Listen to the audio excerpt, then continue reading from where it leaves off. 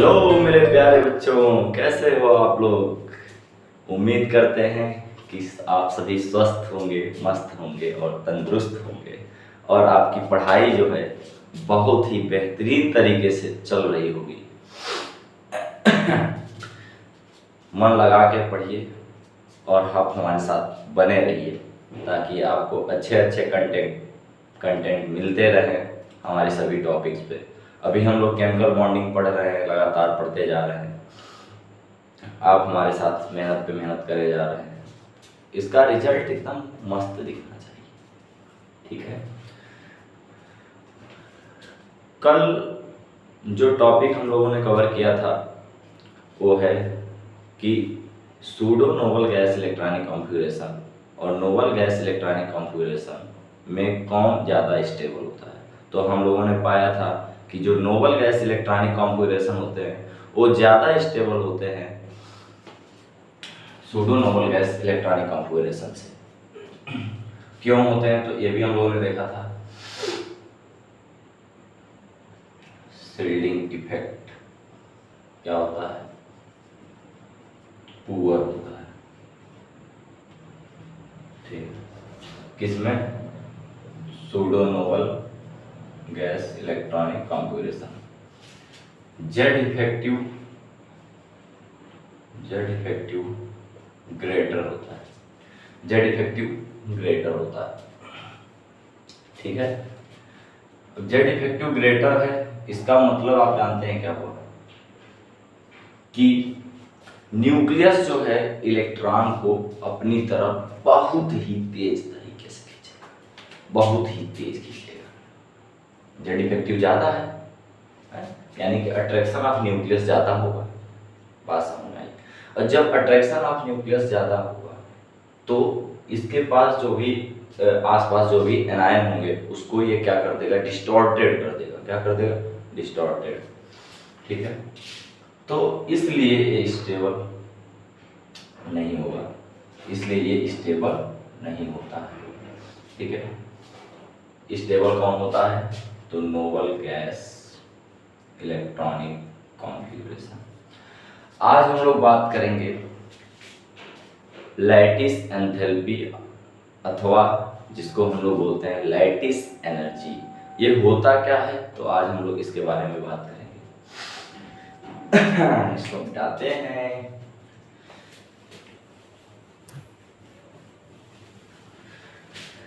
बहुत ही बेहतरीन तरीके से, एकदम खतरनाक तरीके से पढ़ेंगे कि लैटिस एंथैल्पी होता क्या है। बहुत लोग कंफ्यूज रहते हैं, आज कंफ्यूजन सारा का सारा यहीं पे क्लियर होगा। मेरे वीडियो देखने के बाद आपको कोई भी बुक्स, कोई भी नोटबुक्स पढ़ने की जरूरत ही नहीं है। आप समझ रहे हैं कि नहीं समझ रहे हैं, देखिए कैसे। तो हम क्या पढ़ने जा रहे हैं, लैटिस एंथैल्पी। भैया हेडिंग डालो,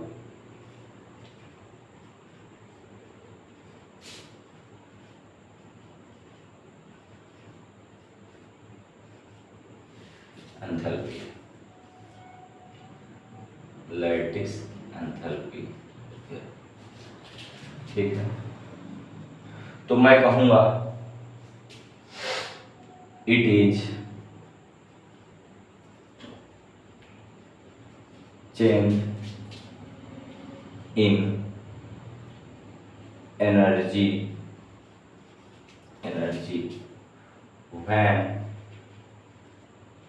when two gaseous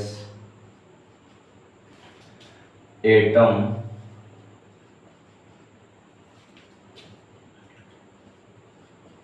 combine to each other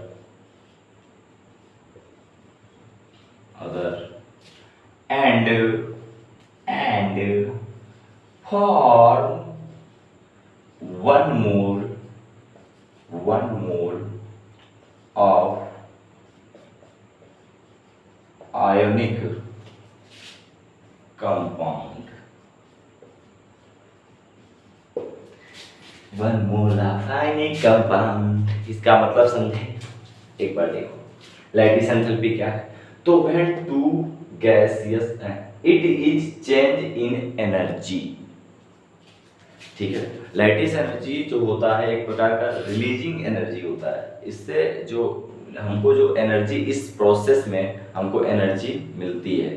ठीक है, यानी कि जब हम क्या कराते हैं, जब दो गैसियस एटम को, दो गैसियस परमाणु को आपस में कंबाइन करते हैं तो इसमें हमारी क्या होता है कि एनर्जी रिलीज होती है, और वो एनर्जी ही हमारी क्या कहलाती है, लैटिस एंथैल्पी कहलाती है। वो एनर्जी ही हमारी क्या कहलाती है, लैटिस एंथैल्पी कहलाती है। लेकिन याद रहे कि दो गैसियस एटम को कंबाइन कर रहे हैं, अब कंबाइन करने के बाद हम बना क्या रहे हैं, 1 मोल ऑफ आयनिक कंपाउंड। क्या बना रहे हैं, 1 मोल ऑफ आयनिक कंपाउंड। ठीक है, जैसे मान लीजिए कि हम एग्जांपल लेते हैं सोडियम। सोडियम एक आयन होगा भैया सॉलिड, और हमको पता है कि जो Cl2 होता है वो क्लोरीन जो है मॉलिक्यूलर फॉर्म में पाया जाएगा तो Cl2, और ये किस स्टेट में होता है, गैसियस में। और ये फॉर्मेशन करते हैं कहेगा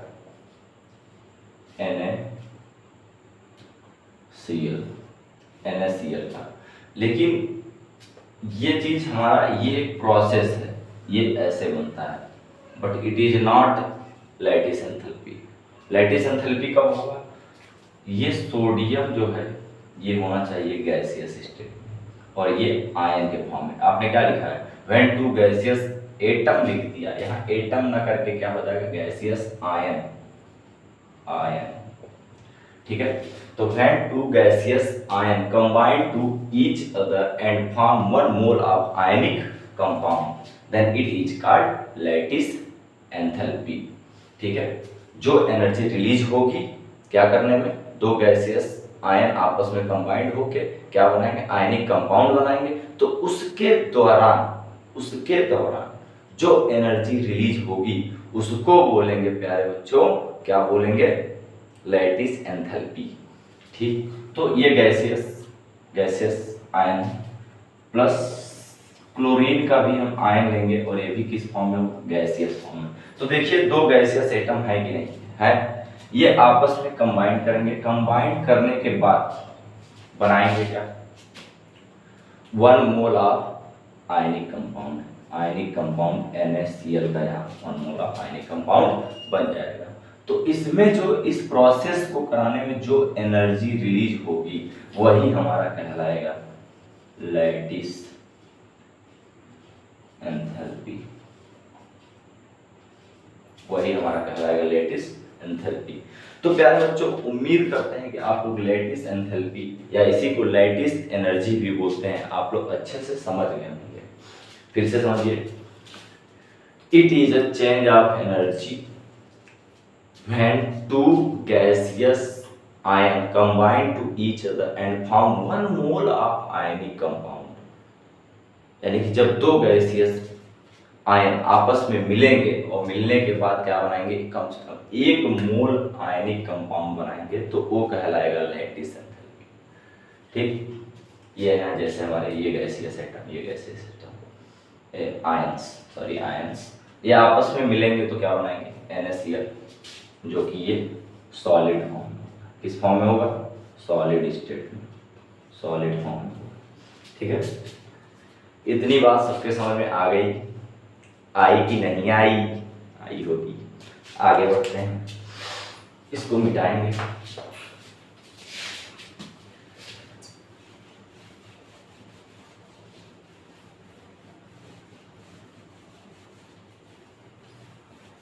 लैटिस एंथैल्पी में बस इतना ही समझना था।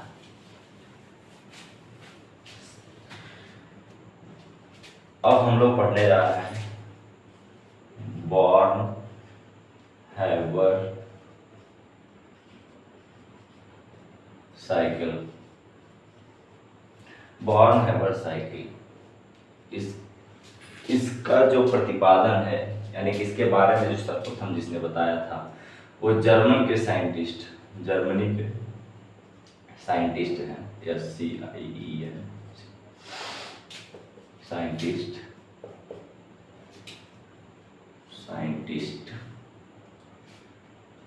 जर्मन के साइंटिस्ट कौन थे? नाम था max born and Haber. Max born and Haber ये दो साइंटिस्ट थे। इन्होंने बताया किसके बारे में? Born Haber cycle. इन्हीं के नाम पे पड़ गया बॉर्न हैबर साइकिल। अब बॉर्न हैबर साइकिल के द्वारा हम करते क्या है प्यारे बच्चों? बॉर्न हैबर साइकिल के माध्यम से हम करेंगे क्या? तो अभी हम लोगों ने बात किया था इससे पहले, जस्ट अभी तो बात किए थे। भूल गए क्या लल्ला? इतनी जल्दी भूल कैसे जाते हो? देखो अभी हम लोगों ने बात किया था लैटिस एंथैल्पी के बारे में, लैटिस एंथैल्पी के बारे में। अब है हमारे पास बॉर्न हैबर साइकिल। तो जो लैटिस एंथैल्पी है ना, उसको निकालने का कोई डायरेक्टली मेथड नहीं होता है। कोई हम लोग के पास डायरेक्टली कोई तरीका, कोई फार्मूला, कोई सूत्र नहीं होता है। इसलिए लैटिस एंथैल्पी को सिर्फ और सिर्फ इनडायरेक्टली तरीके से निकाला जा सकता है, और वो क्या है प्यारे बच्चों? वो ये मेथड है, ये साइकिल है। बॉर्न हैबर साइकिल के माध्यम से हम क्या कर सकते हैं? लैटिस एंथैल्पी की वैल्यू निकालते हैं। तो कोई पूछेगा कि बॉर्न हैबर साइकिल क्यों पढ़ते हैं? तो क्योंकि because of this we can find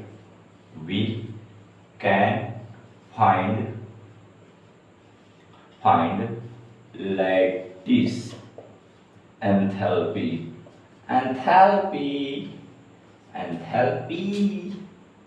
of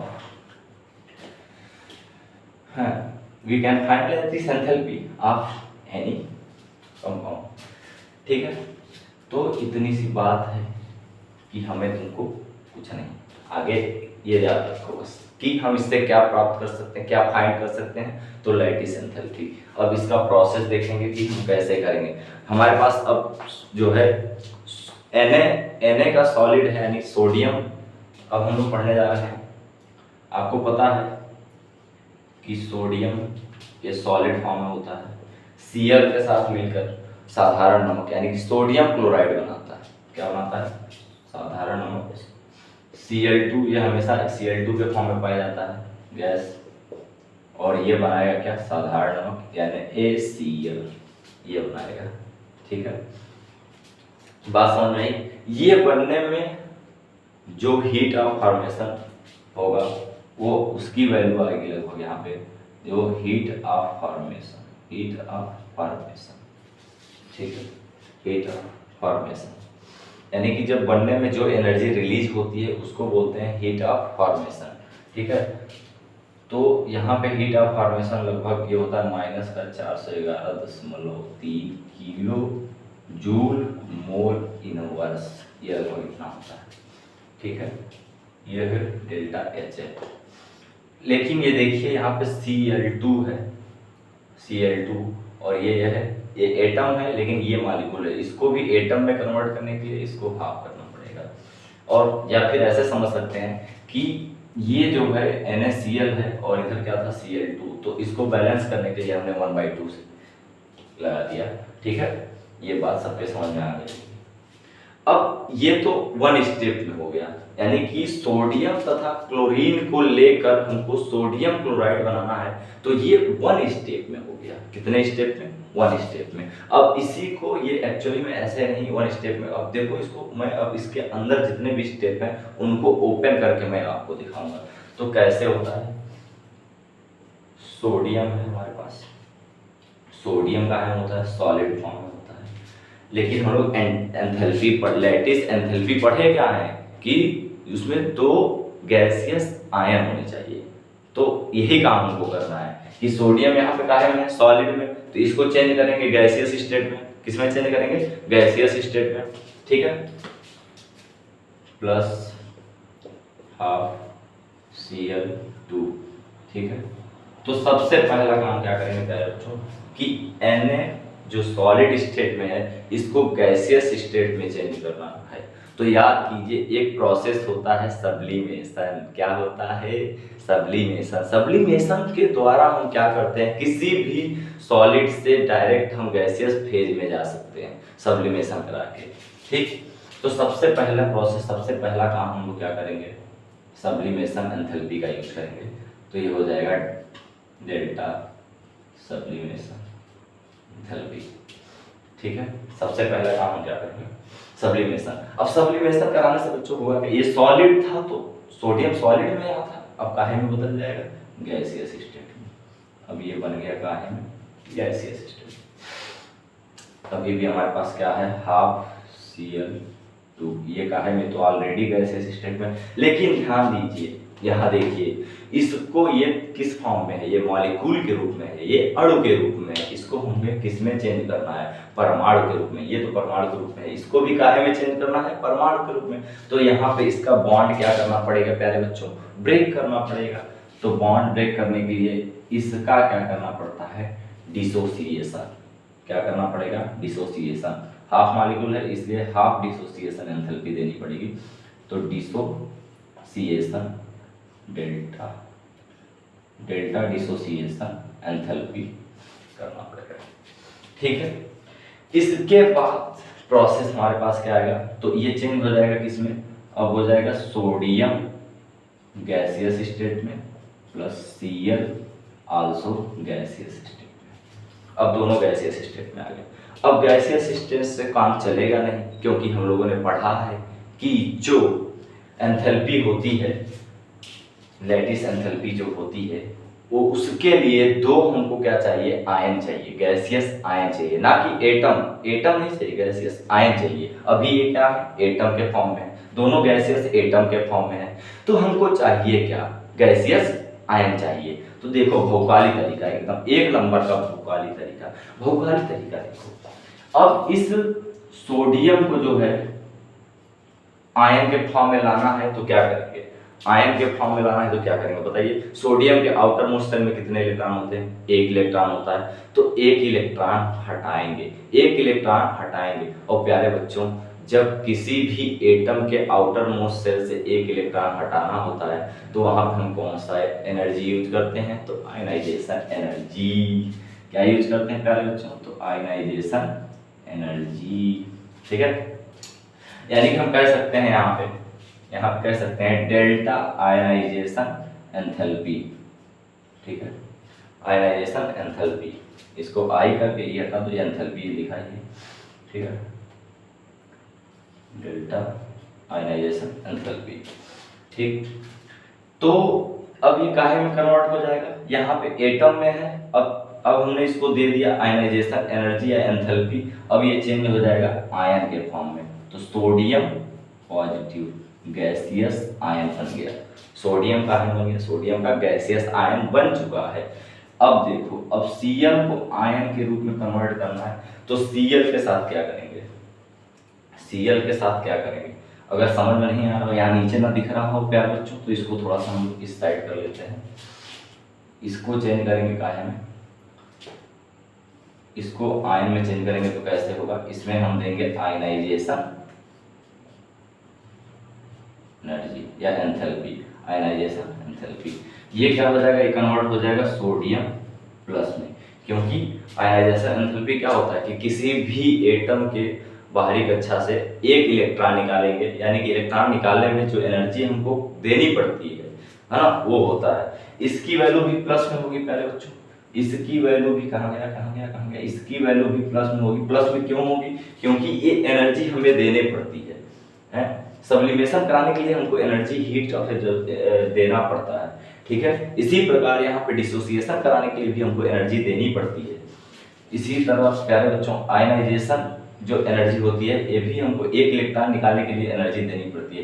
लेकिन अब बताइए, Cl को जो है आयन फॉर्म में चेंज करना है, तो Cl के आउटर मोस्ट शेल में कितने इलेक्ट्रॉन, 7, यानी कि एक इलेक्ट्रॉन इसको क्या करा दिया जाए, गेन करा दिया जाए। तो इसको बोलते हैं, अगर इसको एक इलेक्ट्रॉन गेन कराया जाएगा तो इसको बोलते हैं electron gain enthalpy, electron gain enthalpy, या फिर इसी को बोल सकते हैं इलेक्ट्रॉन एफिनिटी, ठीक है।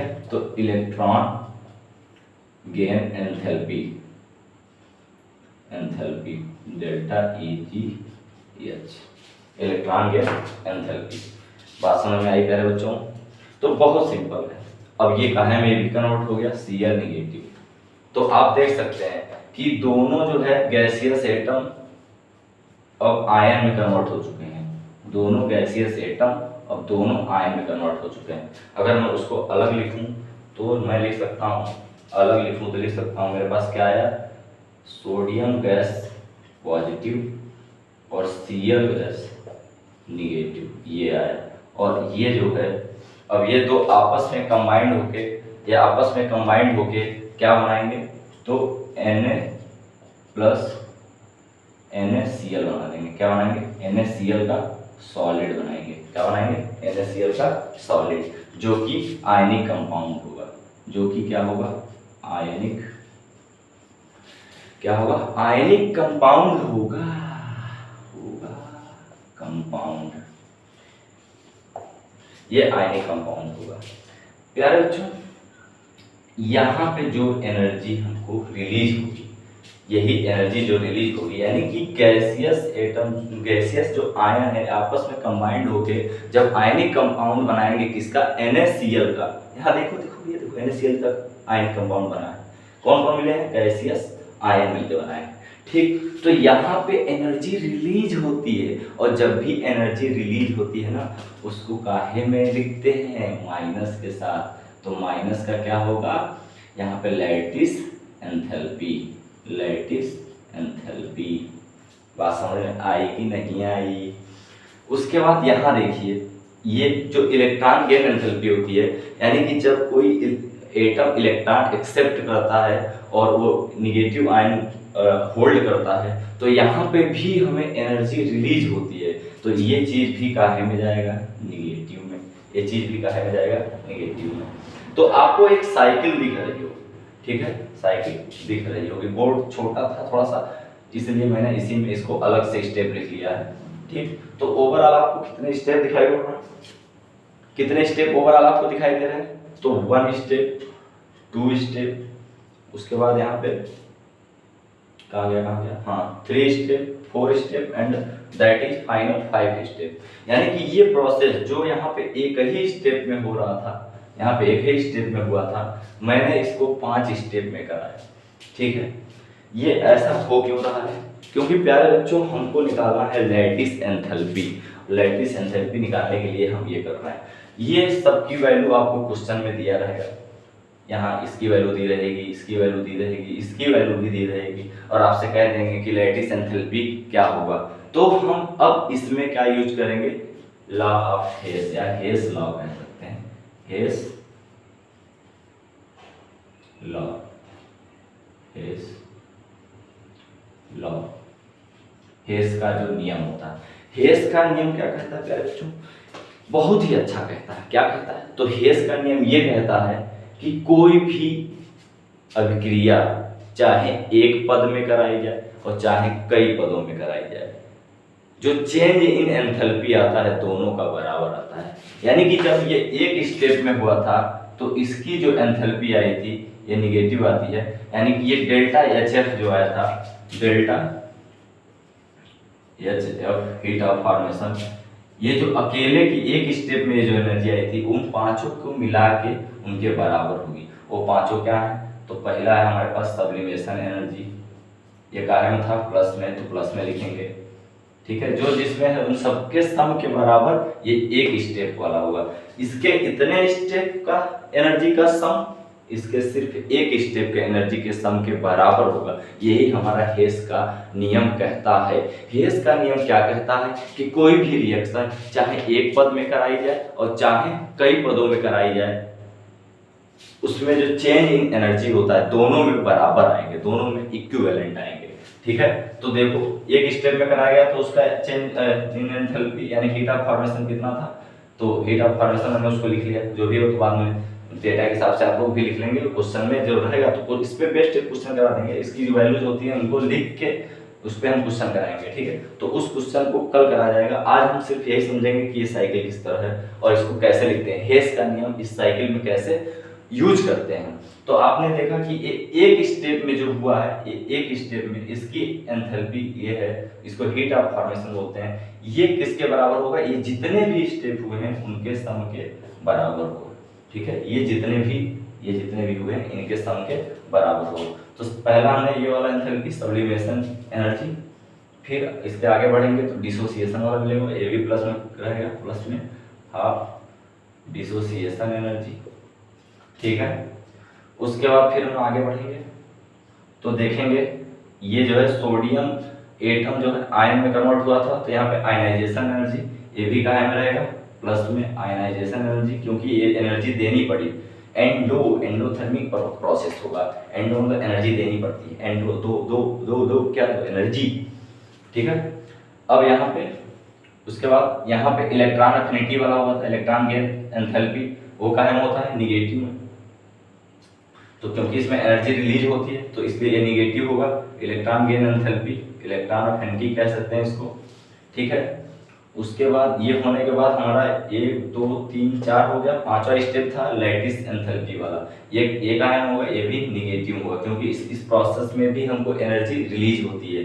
ठीक है, तो ये आयन होगा डेल्टा, डेल्टा में लिखा ऐसा डायरेक्ट समझने के लिए आप लिख सकते हैं कि लैटिस एंथैल्पी। ठीक है, ये है हमारा बॉर्न-हैबर साइकिल का जो मैंने हेस का नियम लिखा, किसमें यूज किया, बॉर्न-हैबर साइकिल में हमने किसका नियम यूज किया, हेस के नियम यूज किया। तो प्यारे बच्चों ये हम लोगों ने क्या कवर किया, बॉर्न-हैबर साइकिल क्या होता है। तो बॉर्न-हैबर साइकिल किसने दिया था, तो मैक्स बॉर्न और एंड हैबर ने दिया था। तो इसके माध्यम से हम लोग पूछा जाएगा कि इसके माध्यम से बॉर्न-हैबर साइकिल का हम लोग क्यों यूज करते हैं, तो इसका यूज इसलिए करते हैं प्यारे बच्चों, we can find lattice enthalpy of any compound. ठीक है, any ionic compound, only ionic compound. ठीक, और इसमें देखो ये रिएक्शन जो है NaCl का बनना जो होता है ये एक स्टेप में होगा तो ये होगा, और ये कई सारे स्टेप में हो रहा तो ऐसे हो रहा है। इतनी बात समझ आई, सब आपके सामने है, मैंने बकायदे एकदम अच्छे से समझाया है, अगर नहीं समझ आया तो वीडियो दोबारा से आप देखिएगा। ठीक, तो एक बार फिर से देख लीजिए। अच्छा, ये हो गया, यहाँ तक ये समझ में आ गया होगा। यहाँ से हमें सबसे पहले क्या करना है कि पहले हमको ये देखना है कि ये जो सोडियम है और क्लोरीन है ये हमारे एटमॉस्फेयर में मुक्त अवस्था में कैसे पाए जाएंगे। तो सोडियम तो हमेशा सॉलिड स्टेट में मुक्त अवस्था में पाया जाएगा, और ये जो Cl है क्लोरीन ऐसे मॉलिक्यूल के फॉर्म में Cl2 के फॉर्म में पाया जाएगा। ठीक है, लेकिन Cl2 इसको हम क्या करेंगे, सबसे पहले अब सोडियम को हमको, क्योंकि जो लैटिस एंथैल्पी होता है वो गैसियस आयन के लिए यूज करते हैं, ये दोनों तो भैया आयन है ही नहीं, आयन में कन्वर्ट करना होगा ना, आयन में कन्वर्ट करने के लिए पहले गैसियस तो बनाओ, गैसियस आयन होने चाहिए। तो इसको गैस बनाना, ये सॉलिड है, सॉलिड को गैस बनाने के लिए सब्लिमेशन करेंगे, सब्लिमेशन के बाद फिर डिसोसिएशन आप किसका, क्लोरीन का करेंगे, क्लोरीन का डिसोसिएशन करने के बाद दोनों गैसियस स्टेट में आ गए हैं और ये जो है एटम के फॉर्म में आ गया मॉलिक्यूल से। अब इसको क्या करेंगे, सोडियम में अब क्या कराएंगे, आयनाइजेशन एनर्जी, आयनाइजेशन कराएंगे, क्योंकि इससे एक इलेक्ट्रॉन निकालेंगे तब जाके आयन बनेगा। क्लोरीन में क्या करेंगे, एक इलेक्ट्रॉन एक्सेप्ट कराएंगे तब जाके गेन कराएंगे, तब जाके ये बनेगा आयन फॉर्म में। अब दोनों जब आयन फॉर्म में बन गए तो यहाँ देखिए, यहाँ दोनों आयन फॉर्म में बन गए। आयन फॉर्म में बनने के बाद जो है यही आपस में मिलके क्या बनाएंगे, आयनिक कंपाउंड बनाएंगे, और ये जो इसमें एनर्जी जो रिलीज होती है उसी को बोलते हैं लैटिस एंथैल्पी, और इसी को हमको निकालना होता है। तो इस साइकिल में हम कौन सा लॉ यूज करते हैं प्यारे बच्चों, अगर कभी पूछा गया कि बॉर्न-हैबर साइकिल में कौन सा लॉ यूज करते हैं तो आप लोग सीधे और सरल भाषा में बताएंगे कि हेस का नियम, हेस लॉ का उपयोग करते हैं। ठीक है, जो कि ये होता है कि कोई भी रिएक्शन चाहे एक पद में कराई जाए और चाहे कई पदों में कराई जाए, जो हीट ऑफ चेंज एंथैल्पी आता है, हीट ऑफ एंथैल्पी आता है वो कितना आता है, वो दोनों का इक्विवेलेंट आता है। जो एक स्टेप में कराया हो उसी के बराबर, जो सब जितने भी स्टेप में और कराया हो उन सबके सम के बराबर आएगा। ठीक है, इसका अकेले का इनका सबका सम। अगर प्यारे बच्चों वीडियो अच्छी लगी तो लाइक, शेयर एंड सब्सक्राइब जरूर करें, ताकि हमें जो है एक अलग प्रकार के जोश मिले। आप वो देंगे जोश, तभी हम अच्छे से कार्य कर पाएंगे। आपके पास जो कंटेंट है वो हम अच्छे से आपको समझा पाएंगे। ठीक है।